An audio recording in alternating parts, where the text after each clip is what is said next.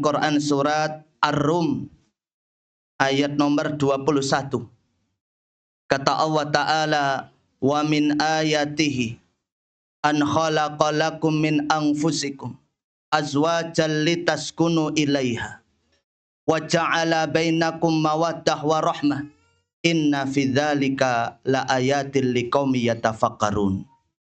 Dan di antara tanda-tanda kekuasaan Allah adalah Allah menciptakan untukmu istri-istri dari jenismu sendiri, supaya kamu cenderung dan merasa tentram kepadanya, dan dijadikannya di antaramu rasa kasih dan sayang. Sesungguhnya pada yang demikian itu benar-benar terdapat tanda-tanda bagi kaum yang berfikir.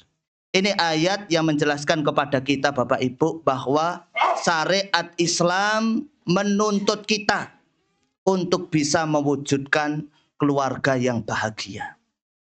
Maka kalau kita sudah membangun rumah tangga, kita harus berjuang mati-matian supaya bisa mewujudkan rumah tangga yang bahagia. Ada beberapa resep agar rumah tangga kita ini bahagia. Resep yang pertama, bertakwa kepada Allah. Resep utama agar rumah tangga kita bahagia adalah bertakwa kepada Allah. Yaitu kita kerjakan perintah-perintah Allah, jauhi larangan-larangan Allah. Kita berusaha memperbaiki hubungan kita dengan Allah. Kita perbaiki ketakwaan kita kepada Allah. Maka Allah nanti akan perbaiki hubungan kita dengan pasangan kita. Disebutkan di dalam kitab Al-Ikhlas wan Niyah karya Ibnu Abi Dunya. Dikatakan di dalam kitab tersebut, kanatil ulama idzal taqaw tawasaw bihadhil kalimat wa idza khabu kataba biha ba'dhuhum ila ba'dhin annahu. Dahulu para ulama jika mereka bertemu, mereka saling mewasiatkan di antara mereka dengan nasihat-nasihat ini. Jika mereka tidak bertemu, mereka saling menulis di antara mereka. Nasihat tersebut diantaranya, waman aslaha ma bainahu wa bainallah kafahu wa ma bainahu wa bainan nas. Barang siapa memperbaiki hubungan dia dengan Allah, maka Allah akan memperbaiki hubungan dia dengan manusia. Kalau kita hubungannya dengan Allah baik, kita taat sama Allah, kita jauhi larangan Allah, maka Allah akan jadikan hubungan kita dengan pasangan kita baik otomatis. Sehingga kalau suami istri ini kok taat sama Allah, Allah pasti jadikan rumah tangganya bahagia. Allah akan berikan ketenangan, ketentraman dalam rumah tangganya. Allah akan jadikan mereka saling cinta, saling sayang. Bahkan seandainya mereka itu hidupnya sederhana, mereka tetap akan bahagia. Oleh karenanya, saya nasihati diri saya sendiri dan kepada seluruh suami dan istri, hendaknya selalu bertakwa sama Allah. Kerjakan perintah Allah, jauhi larangan Allah. Pasti rumah tangganya bahagia. Kerjakan sholat 5 waktu, berjamaah di masjid. Kerjakan puasa Ramadan, bayar zakat, tunaikan haji umroh, sedekah, baca Al-Quran, dzikir pagi petang, datang ke majelis ilmu, jauhi dosa maksiat, jauhi bohong, jauhi zina, jauhi minuman keras. Pasti bahagia, otomatis. Sebaliknya, kalau rumah tangga kok durhaka sama Allah, gak bahagia. Kita lihat ada orang duitnya banyak, rumahnya bagus, fasilitas rumahnya lengkap, istrinya cantik, suaminya ganteng. tetapi rumah tangganya tidak bahagia. Tiap hari cekcok, tiap hari bertengkar, sering marah-marah. Sebabnya apa? Sebabnya karena mereka tidak taat sama Allah. Ya, yang suami nggak pernah sholat, istri juga demikian, rajin maksiat. Allah Ta'ala mengatakan di dalam Quran surat Toha ayat 124. وَمَنْ أَعْرَضَ عَنْ ذِكْرِي فَإِنَّ لَهُ مَعِيشَةً ضَنْكًا وَنَحْشُرُهُ يَوْمَ الْقِيَامَةِ أَعْمَى. Barang siapa berpaling dari peringatanku, maka sesungguhnya baginya penghidupan yang sempit, dan kami akan menghimpunkannya pada hari kiamat dalam keadaan buta. Dalam ayat ini disebutkan orang yang durhaka sama Allah, berbuat maksiat sama Allah, tidak taat sama Allah, Allah akan berikan kepadanya kehidupan yang sempit, menderita, meskipun sugih, meskipun rumahnya besar, mobilnya mewah. Dan saya sering ketemu dengan orang model kayak gini. Banyak sekali orang datang ke rumah saya, konsultasi berkaitan masalah rumah tangga. Permasalahan mereka luar biasa banyaknya, padahal mereka orang kaya raya. Ternyata sebabnya karena mereka tidak taat sama Allah Azza wa Jalla.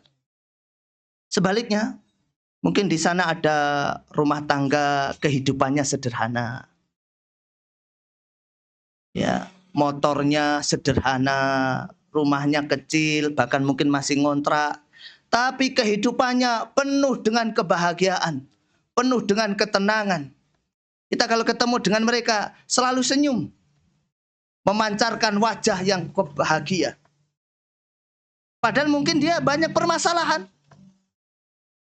Tapi kenapa kok mereka bisa bahagia? Karena ternyata mereka bertakwa sama Allah. Orang seperti ini, di balik problematika kehidupan, Allah kasih mereka kebahagiaan. Mereka kalau pulang ke rumah bisa bercanda dengan istrinya, bercanda dengan anak-anaknya. Masya Allah, rumah tangganya penuh dengan kebahagiaan. Padahal mereka orang yang miskin, orang yang serba kekurangan, tapi bertakwa sama Allah. Ya, saya sering ketemu juga rumah tangga yang seperti ini. Sederhana tapi penuh dengan kebahagiaan. Tapi ada orang yang dia berangkat ngaji, mungkin hanya sekedar naik motor, tapi Masya Allah penuh dengan ketenangan, kebahagiaan. Sebaliknya ada pasangan rumah tangga naik mobil, tapi di mobil do cekcok. Ya. Iya. Baik, resep yang kedua, kita harus yakin bahwa orang yang paling berhak kita baiki adalah pasangan kita. Ini tanamkan Pak Bu dalam hati kita. Orang yang paling berhak untuk kita baiki ya pasangan kita. Seorang suami harus ingat bahwa orang yang paling berhak untuk diperlakukan dengan baik ya istri. Nabi SAW mengatakan dalam hadis riwayat Ibnu Majah, Syekh Al-Albani mengatakan hadis ini sahih. Khairukum li ahli. Sebaik-baik kalian adalah yang paling baik terhadap keluarganya. Wa ana khairukum li ahli. Dan akulah yang paling baik di antara kalian dalam bermuamalah dengan keluargaku. Hadis ini menjelaskan bahwa sebaik-baik suami adalah yang paling baik kepada istrinya. Karena ada sebagian orang kepada teman-temannya baik luar biasa. Nak ngomong lembut, santun, prengas-prenges gitu. Tapi kalau sama istrinya galak ikliwat. Ada mboten Bu laki-laki kayak gitu Bu? Kita perlu ingat Pak, ketika kita berbuat baik kepada istri, kita dapat ganjaran. Senyum kita kepada istri dapat pahala loh. Ngomong halusnya kita kepada istri dapat pahala. Ngasih duit ke istri juga dapat pahala. Oleh karenanya sering saya sampaikan, kalau kita kepikiran pengen ngasih hadiah ke teman, kita juga harus ingat bahwa istri lebih berhak untuk kita kasih hadiah. Kalau kita kepikiran ingin membahagiakan teman-teman kita, tetangga kita, kita harus ingat. Di rumah ada yang lebih berhak untuk kita bahagiakan. Kalau kita mudah memaafkan kesalahan orang, maka kita harus ingat bahwa di rumah, yaitu istri kita, lebih berhak untuk kita maafkan. Makanya banyak hadis yang menjelaskan bahwa perbuatan baik kita kepada keluarga, terutama istri, nilai pahalanya lebih besar daripada perbuatan baik yang kita lakukan kepada selain istri. Di antaranya hadis yang diriwayatkan oleh Imam Muslim, Nabi SAW mengatakan, dinarun anfaqtahu fi sabilillah, wa dinarun anfaqtahu fi raqabah, wa dinarun tasaddaqta bihi ala miskin, wa dinarun anfaqtahu ala ahlik, a'dhamuha ajran alladhi anfaqtahu ala ahlik. Dinar yang engkau infakkan di jalan Allah untuk perang, dinar yang engkau infakkan untuk membebaskan budak, dinar yang engkau sedekahkan untuk orang miskin, dinar yang engkau infakkan untuk keluargamu, istrimu, yang paling besar pahalanya adalah infak yang engkau berikan kepada keluargamu. Ini dalil bahwasanya berbuat baik kepada keluarga ini lebih utama. Namun sebagaimana yang dijelaskan oleh Syekh Muhammad bin Shalih Al-Utsaimin dalam kitab Syarah Riyadhus Shalihin, ada sebagian orang ketika dia berbuat baik kepada orang lain, ngasih duit ke orang lain, dia merasa itu ibadah yang mulia. Tapi ketika dia berbuat baik kepada istri dan anaknya, dia nggak merasa itu ibadah. Kan aneh. Padahal ibadah dia kepada istri berupa infak, berupa senyuman, dan yang lainnya, itu nilai pahalanya lebih besar daripada berbuat baik dia kepada orang lainnya. Bahkan yang menakjubkan ya, saya baca kitab Sahih Bukhari, sangat takjub sekali dengan Imam Al-Bukhari. Imam Al-Bukhari dalam kitab Sahih Bukhari membuat bab judulnya Babus Samari fil Ilmi. Bab bergadang karena ilmu. Kita kalau membaca judul bab ini, gambaran kita, hadis yang akan dibawakan adalah hadis-hadis yang menjelaskan tentang fadilah menuntut ilmu. Ternyata salah satu hadis yang dibawakan oleh Imam Bukhari adalah hadis yang menjelaskan tentang Nabi SAW ngobrol dengan istrinya. Kata Ibnu Abbas, bitu inda kholati Maimunah. Suatu ketika aku bermalam di rumah bibiku Maimunah. Fatahaddatsa Rasulullah SAW ma'a ahlihi sa'ah. Aku mendengar Rasulullah SAW berbincang-bincang bersama istrinya sesaat. Kita kalau nggak melihat penjelasan para ulama terkait hadis ini dengan judul bab yang dibawakan Imam Bukhari, kita bingung. Judul babnya tentang begadang karena ilmu, kok hadis yang dibawakan tentang Rasulullah ngobrol dengan istrinya? Nggak nyambung kayaknya. Apa kata Ibnu Hajar? Bahwasanya, kata beliau, sebagaimana orang bergadang karena baca hadis, baca Al-Quran, ikut pengajian untuk mendapatkan ilmu atau berdialog masalah ilmu, kemudian dia dapat pahala, maka begitu juga ketika dia ngobrol dengan istri, dia dapat pahala. Allahu Akbar. Jenengan Pak, bakdo Isa ikut pengajian sampai jam 9, dapat pahala. Maka begitu pula Pak, jenengan ngobrol sama istri sampai jam 9 juga dapat pahala. Ada sebagian suami yang malas ngobrol sama istri. Padahal jenengan perlu tahu Pak, ada penelitian yang mengatakan wanita itu dalam sehari mampu berbicara 20.000 kata. Sehingga saya kalau ngisi pengajian ibu-ibu kok ditinggal ngobrol, saya maklum. Ibu-ibu kayak ngejar target ini. Karena sehari 20.000 kata. Ini menunjukkan, penelitian ini menunjukkan bahwa wanita itu suka ngomong. Maka Pak, ketika jenengan ngajak ngobrol istri bahagia. Bahkan jenengan cuma ngerungokke ceritane istri jenengan sing dibolan baleni wae bahagia istri. Oleh pahala. Maka hendaknya kita rubah pola pikir kita, Pak. Orang yang paling berhak untuk kita ajak obrol istri kita. Dan saya heran dengan keluarga muslim zaman sekarang, malas ngobrol dengan istri. Bayangkan di kamar berdua, yang istri menghadap ke selatan, yang suami menghadap ke utara, sibuk dengan HP-nya masing-masing. Allah Ustaz.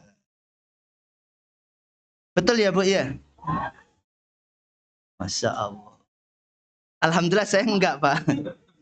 Saya punya aturan kalau di rumah ya. Jangan sampai seperti itu Pak. Lagi makan, coba HP-nya kita taruh dulu, makan, ngobrol sama pasangan kita. Apalagi bagi bapak-bapak yang super sibuk ini. Jarang pulang ke rumah. Coba kalau peluang ke rumah, sudah HP ditinggalkan dulu. Ngobrol sama istri, dapat pahala. Demikian pula istri Bu, harus berbuat baik sama suami. Ingat Bu, orang yang paling berhak untuk jenengan baiki adalah suami. Di dalam sebuah hadis, riwayat Al-Hakim, dari Husayh bin Mihsan, bahwasanya bibiknya bercerita kepadanya, aku datang kepada Nabi SAW karena ada sebagian keperluan. Bila lalu bertanya, apakah kamu punya suami? Aku jawab, iya. Terus Nabi bertanya, bagaimana perasaanmu terhadapnya? Maka dia jawab, aku tidak pernah mengabaikannya kecuali karena sesuatu yang aku tidak mampu. Kemudian Nabi SAW mengatakan, fa inna anti minhu fa innama huwa jannatuki wa naruki. Di manakah posisimu darinya? Sesungguhnya suamimu adalah surga dan nerakamu. Ini perlu diperhatikan ibu-ibu. Di antara perkara yang membuat ibu-ibu mudah masuk surga adalah berbakti sama suami. Sebaliknya, di antara perkara yang membuat ibu-ibu mudah masuk neraka, durhaka sama suami. Kalau seorang wanita sudah menikah, maka ketaatan kepada suami di atas ketaatan kepada orang tua. Istri harus lebih manut sama suami daripada bapak ibunya. Karena hak suami menjadi lebih besar daripada hak kedua orang tuanya. Maka saya katakan, suami itu pintu surga bagi istri. Namun juga pintu neraka bagi istri.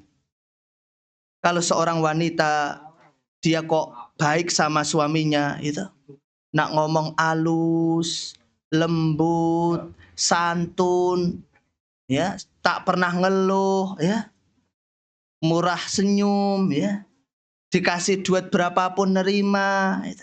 Nggak pernah cerewet, Masya Allah. Ada nggak Pak wanita kayak gitu? Ada ya.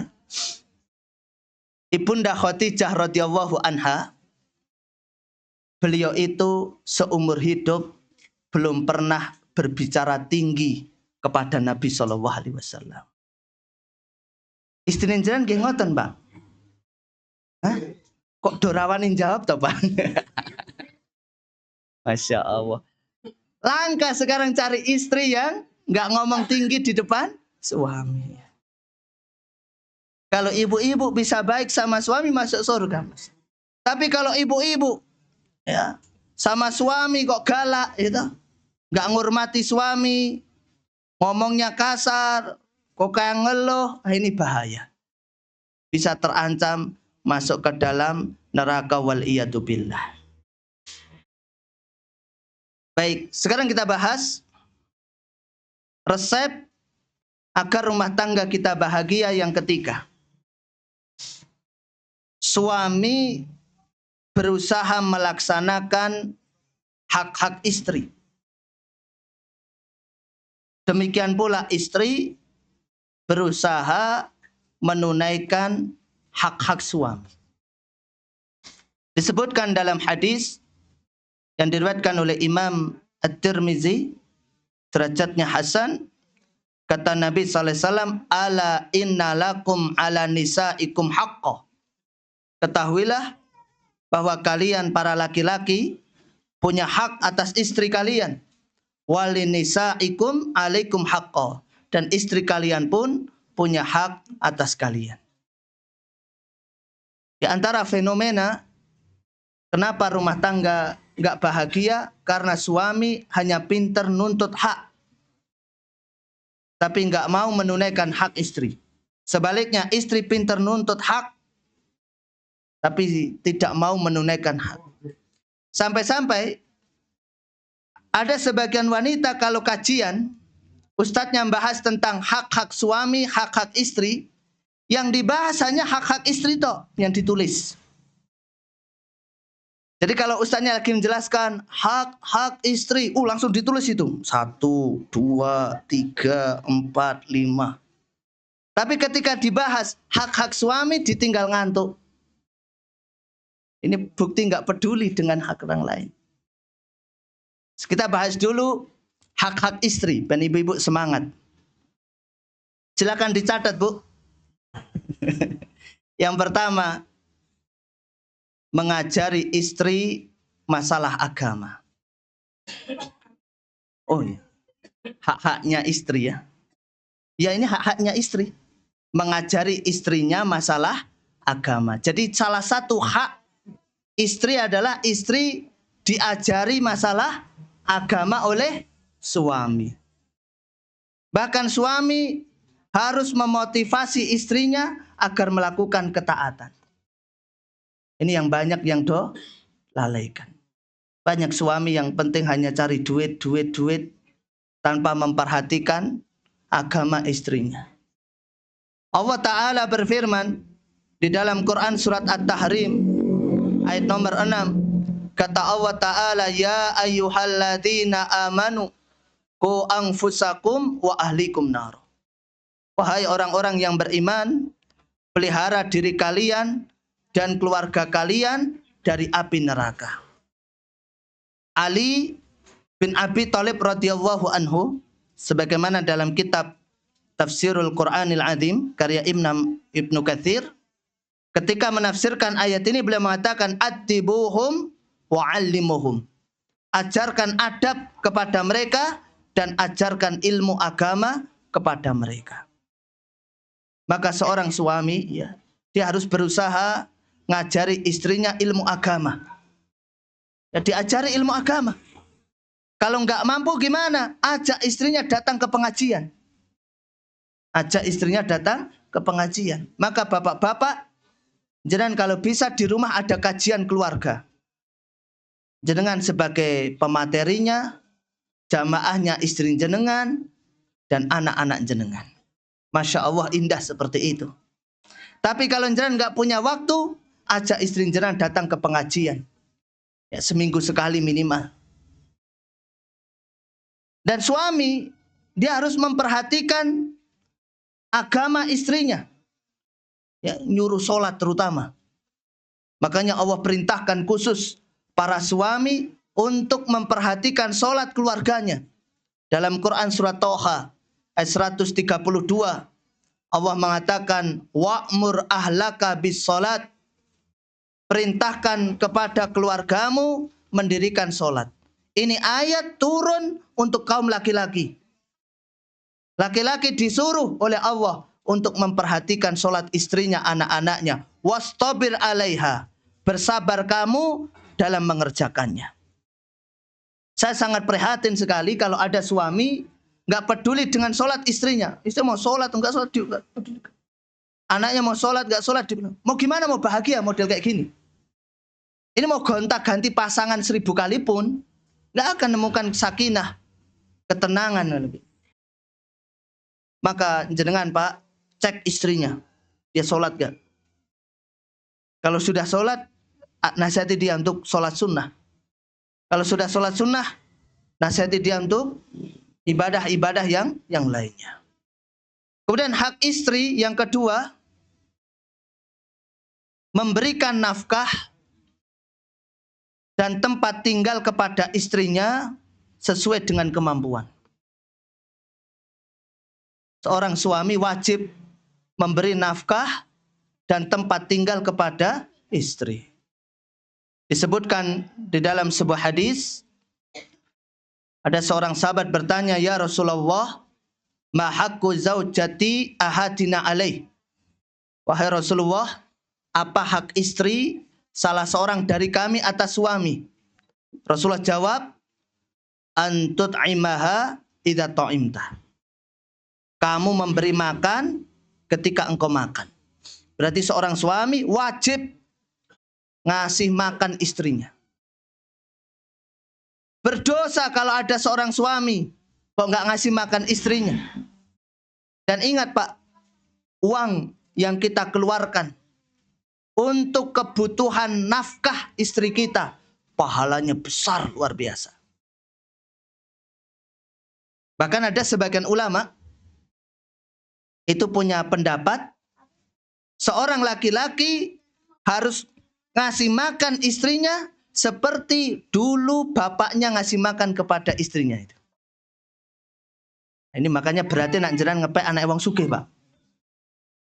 Kalau dia mungkin hariannya makannya dijadwal, Senin tongseng sate, Selasa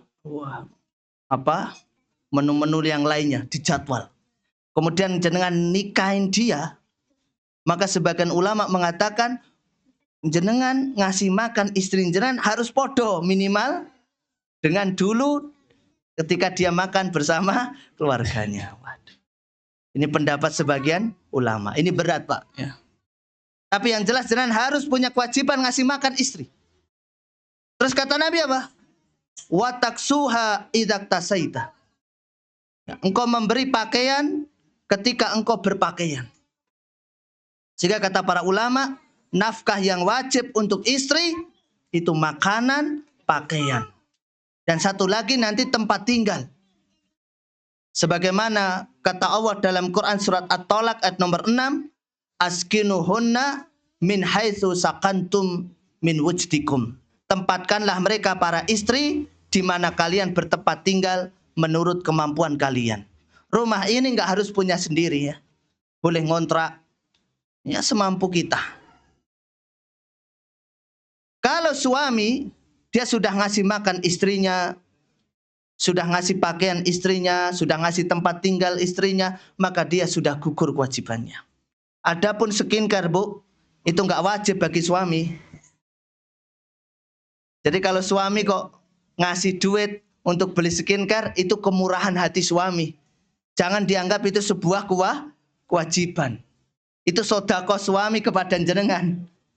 Pulsa itu hukumnya sunnah. Yang wajib 3 tadi. Apa Bu tadi yang wajib? Makan, pakaian, tempat tinggal. Sebagai ulama kata lagi obat-obatan. Maka jenengan boleh minta gamis ke suami. Ya, sebanyak-banyaknya. Ya. Dan jenengan kalau istri minta makanan, Pak, jangan pelit. Sering saya katakan, istrinya nembung, Pak, aku pengen bakso. Suaminya pelit, tukok ke sarimi roso. Jangan pelit. Ini pulang kajian KMM, Pak, mampir dulu ke bakso. Mampir saja. Itu nafkah, pahalanya sangat besar sekali. Maka saya, Pak, saya kalau ngasih duit ke istri, karena dalam rumah tangga saya, pemegang duit utama saya. Jadi sampai titik mungkin istri saya nggak tahu jumlah duit saya berapa. Jadi saya mau yang mengendalikan duit. Istri kalau perlu apa-apa minta ke saya. Saya kalau mau ngasih duit ke istri untuk kebutuhan belanja beras dan yang lainnya, saya betul-betul tidak langsung kasihkan. Tapi saya toto niat. Saya niatkan betul ini karena Allah. Saya ingin dapat pahala dari setiap duit yang saya keluarkan. Karena ada sebagian laki-laki itu kok ngasih aja tanpa niat. Padahal Nabi mengatakan apa? Innamal a'malu binniyat. Sesungguhnya setiap amal itu tergantung niat. Hak istri yang ketiga, sabar, dan memaafkan kesalahan istri. Selama tidak melanggar syariat. Makanya dalam hadis yang diriwayatkan oleh Imam Muslim, Nabi SAW mengatakan, la yafraq mu'minun mu'minatan in kariha minha khuluqan radiya minha akhar.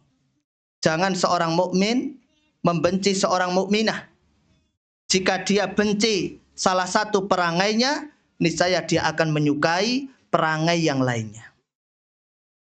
Kekurangan yang ada pada istri kita ini akan mendatangkan kelebihan di sisi lain bagi sang suami. Makanya Imam Az-Zahabi dalam kitabnya membawakan sebuah kisah. Ada seorang laki-laki soleh punya istri yang galaknya luar biasa. Ini ujian ya. Galaknya luar biasa. Suatu saat sahabatnya ini berkunjung ke rumahnya. Tapi dirinya sedang cari kayu bakar di hutan. Sehingga hanya ketemu dengan istrinya. Sambil nunggu sahabatnya datang, si istrinya ini ngomel-ngomel terus. Menjelek-jelekan suaminya. Ngelek-elek suaminya. Ketika sahabatnya ini datang, ternyata dia bersama seekor singa. Singanya ini membawakan kayu bakarnya. Setelah itu, ya sahabatnya pulang. Selang berapa lama berkunjung lagi ke orang soleh ini. Tapi istrinya sudah ganti. Yang istri galak dulu itu sudah mati.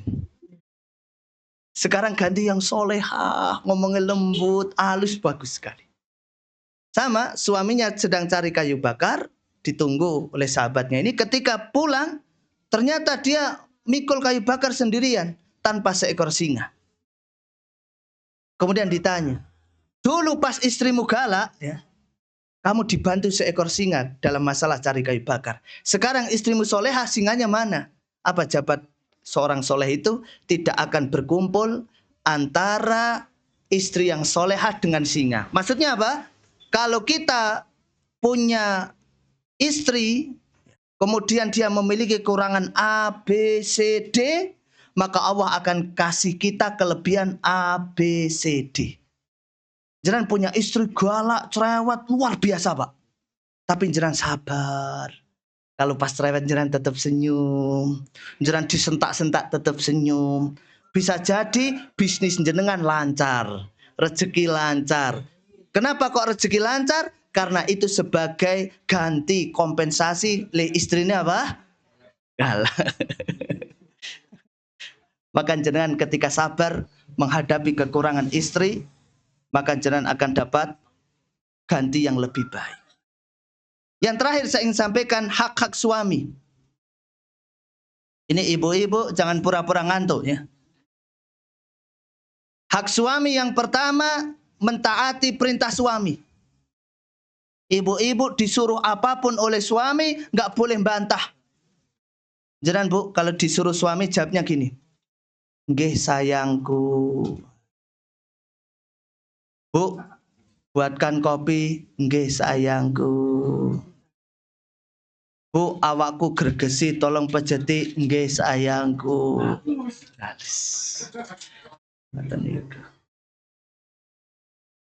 Surga bagi jenengan Bu. Bahkan di surga itu ada 8 pintu. Saya punya kajian, saya bahas di Mundilan itu bahas 8 pintu surga. Ada pintu ar-royan, ada pintu sholat, ada pintu jihad, ada pintu birrul walidain, ada pintu haji, macam-macam. Salah satu orang yang bisa masuk surga melalui 8 pintu itu, milih terserah, adalah wanita yang patuh, taat sama suami. Konopo wae manut nurut. Masya Allah. Nabi SAW mengatakan dalam hadis sahih riwayat Imam Ahmad, idza sholatil mar'ah khamsaha. Apabila wanita melakukan sholat 5 waktu, wa shamat sahroha, puasa di bulan Ramadan, wa hafidat farjaha, menjaga kehormatannya, wa ata'at zaujaha, dan taat sama suaminya, kilalaha, dikatakan padanya, udkhilil jannah min ayyi abwabil jannah syi'ti, masuklah ke dalam surga dari pintu mana saja yang engkau kehendaki. Subhanallah. Kecuali istri disuruh maksiat, nggak boleh taat. Misalnya suaminya ngomong, Bu, kok bengi kancane nyolong lombok ya, nggak boleh taat ini. Karena Nabi SAW mengatakan dalam hadis riwayat Imam Muslim, la ta'ata fi maksiatillah. Tidak ada ketaatan dalam kemaksiatan kepada Allah. Dan Bu, ketika jenengan menjalankan perintah suami itu ibadah. Sebagaimana jenengan baca Al-Quran ibadah, sholat duha ibadah, mirengke pengajian ibadah, melaksanakan perintah suami ibadah. Ketika jenengan buatkan kopi, itu ibadah.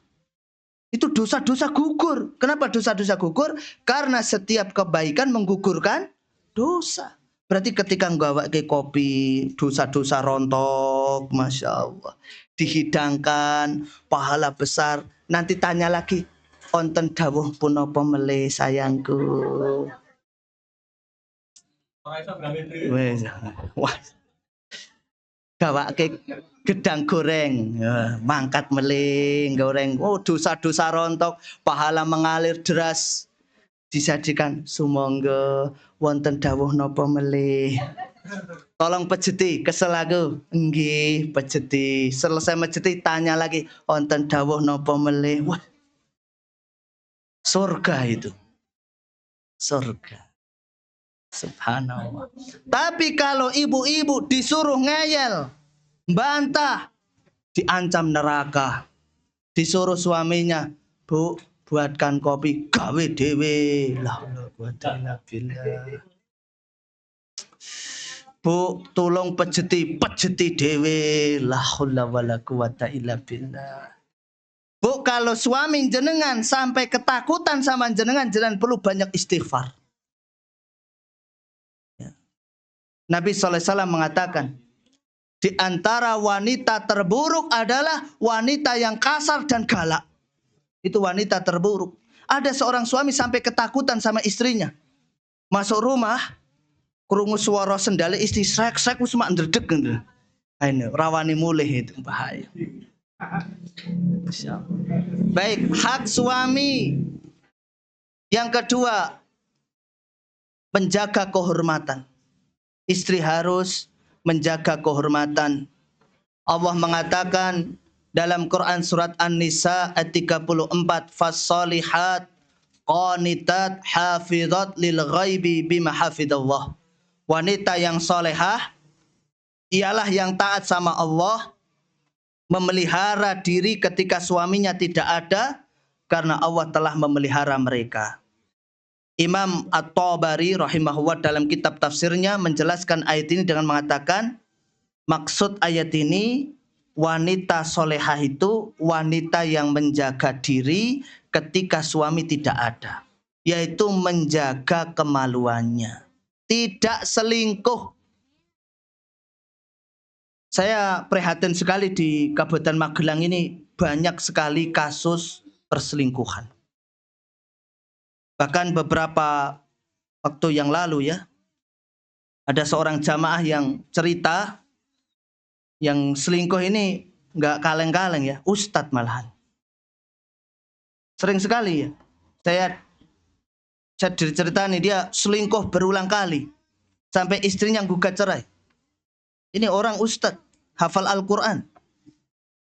Ini berarti fitnah wanita ini besar. Hati-hati. Makanya Nabi SAW menyebutkan fitnah terbesar bagi kaum laki-laki wanita. Kalau wanita juga hati-hati, Bu. Jangan sampai jenengan selingkuh. Ya sampai. Maka ibu-ibu yang dulu pernah punya mantan diblokir mantannya itu. Yang ketiga, menetap di rumah, tidak keluar rumah kecuali izin suami. Ini hak suami. Wanita nggak boleh keluyuran kecuali izin suami. Makanya Allah mengatakan dalam Quran surat Al-Ahzab ayat 33, waqarna fi buyutikunna.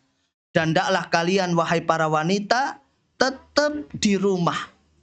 Maka berdiam dirinya wanita di rumah ibadah.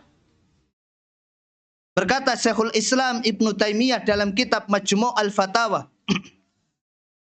seorang istri tidak boleh keluar dari rumahnya kecuali izin suami.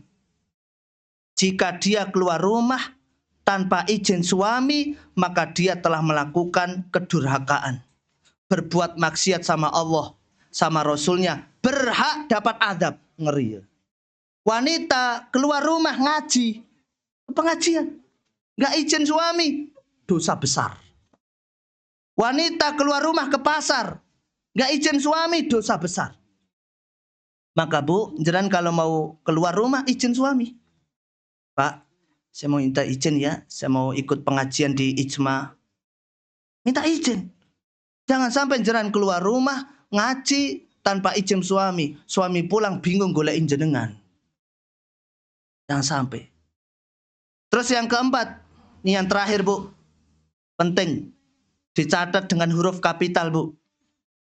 Mempercantik diri untuk suami. Pinter dandan di depan suami. Jangan tanya Bu sama suami, Pak, Mas, baju apa yang paling engkau suka untuk saya kenakan? Kalau misalnya suami jenengan itu suka dengan pakaian jenengan sekarang Bu, wis dinggo terus rasa ganti. Yo bau ya. Ada sebagian wanita dia nggak pinter dandan. Maka saya di pondok itu, saya pesan sama ustadzah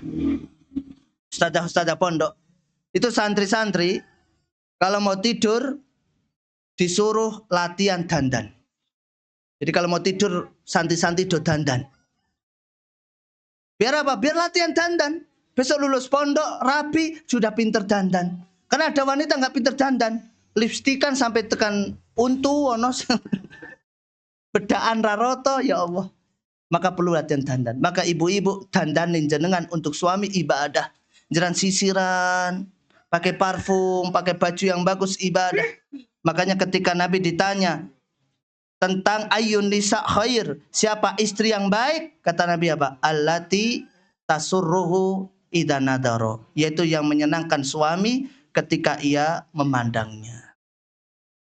Baik, serasa demikian Bapak Ibu yang dimuliakan oleh Allah.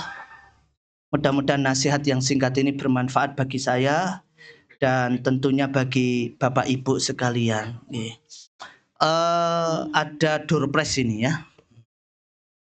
Door prize yang pertama ini untuk ibu-ibu ya. Karena bapak-bapak kan nggak pernah pakai ngeten ini gitu. Ngemek ya. Pertanyaan Bu. Nomor 1. Sebutkan 2 hak suami. Ke tangan. Monggo Bu, silahkan. Hak suami. Berarti kewajiban istri. Kewajiban istri kepada suami. Istri harus ngapain Bu? 1. Taat suami. 2. Jaga kehormatan. Masya Allah. Barakallahu fiik. Monggo Bu, selamat. Alhamdulillah. Tambah sregep Bu, leh asah-asah Bu. Oke, pertanyaan berikutnya. Nih, untuk bapak-bapak. Siapa yang usia pernikahannya paling lama? Monggo. Yang paling suwe. Pinten Bapak? 36 tahun. Masya Allah. Selamat Bapak dapat buku. 2 kali istri ya Pak? Alhamdulillah. Siapa yang paling baru pernikahannya nganten rodo anyar? Baru 6 bulan. Masya Allah. Monggo silahkan. 6 bulan. Alhamdulillah. Masya Allah. Alhamdulillah. Masya Allah. Selamat. Oke. Siapa yang jomblo? Enggak ada jomblo ya? Oh, ada jomblo, monggo. Monggo. Ya, jomblo. Nah, inilah jomblo itu temanya jangan bersedih ya. Nah, ini cocok untuk para jomblo, ben nggak bersedih. Selamat, monggo. Nah, jangan bersedih. Sami-sami, nggih. Pertanyaan berikutnya. Yang griyane paling tebih. Mana, Pak? Hah? Kota Magelang, mana? Hah? Kota Magelang? Secang, Secang, Masya Allah, Alhamdulillah. Ada lagi yang lebih jauh? Windusari, mana Windusari? Masya Allah, Windusari, Masya Allah. Oke. Yang rumahnya paling dekat? Oh, enggak. Ada yang lebih dekat lagi? Pak Budi, Om.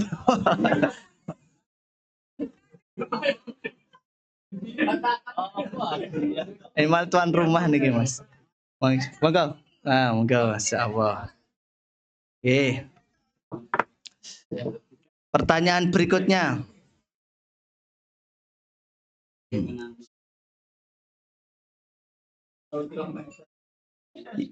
Ini yang putranya paling banyak. Berapa? Masya Allah, barakallahu fiik. Ada yang lebih dari 7? Ada. Masya Allah. Monggo, Pak Dew 7. Masya Allah. Ya. Dalam waktu nikah yang paling panjang. Oke. Oh, pun halal bagi saya. Pun tak halalkan nih kumpulan, pun halal. Pertanyaan berikutnya. Ibu-ibu, siapa yang izinkan suami daftar biro jodoh lagi? Monggo. Oh, Mas.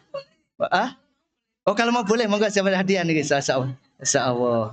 Tuh, sudah ada yang dapat izin 1 ya, Masya Allah. Alhamdulillah. Itu izin resmi. Kalau mau boleh, Masya Allah. Besok istri saya tak jaksuan kenjeran, Bu. Studi banding ini. Luar biasa. Pertanyaan terakhir. Siapa yang nikahnya lewat biro jodoh ini? Oh, sebanyak ya Mas semuanya ya? Masya Allah, Alhamdulillah. Siapa itu, Bu? Nikahnya lewat biro jodoh sini? Oh, Alhamdulillah. Alhamdulillah.